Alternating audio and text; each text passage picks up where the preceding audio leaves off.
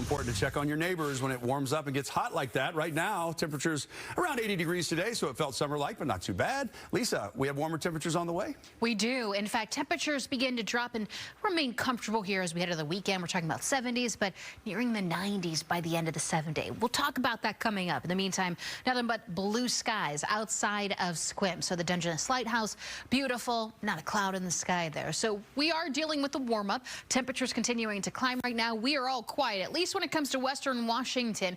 Talked about a couple isolated thunderstorms firing up outside of Chelan into Douglas County, just outside of Chelan, east of the area. And those isolated showers, maybe those thunderstorms, they're going to continue to track eastward. So on the eastern slopes of the Cascades, they're kind of fizzling out. But for us, we will remain dry. So tonight, temperatures eventually falling into the upper 70s, at least for the majority of the evening. Right now, that's where we're sitting, at least in Seattle. 81 over in Renton, 82 down in Puyallup.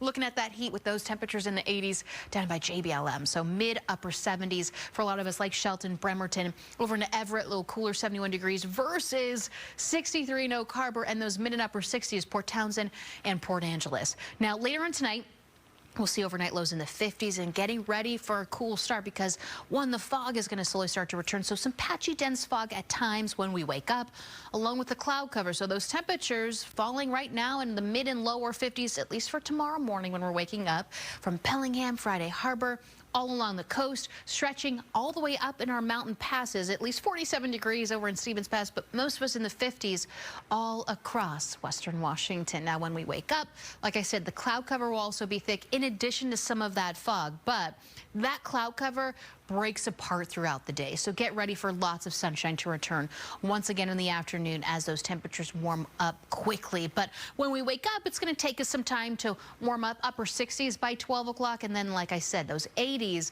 hit. A lot of us will be in those 70s throughout the majority of your afternoon. Now, speaking of afternoon temperatures, here's a look at our temperature trend. Check this out. I said it would be a little cooler, quote unquote, because temperatures at 76 degrees on Saturday are still above that normal high temperature, which is 73 degrees. And then we begin with the warm up. So as we head into the 4th of July, Independence Day here in Seattle, the forecast is showing 86 degrees. That is going to be a warm 4th of July for a lot of us, and we are expecting lots of sunshine, definitely dealing with the warmth. And if you saw that temperature trend, that temperature continues to climb into Wednesday. So as we take a look at the 7-day forecast, giving you some time to absorb this tonight.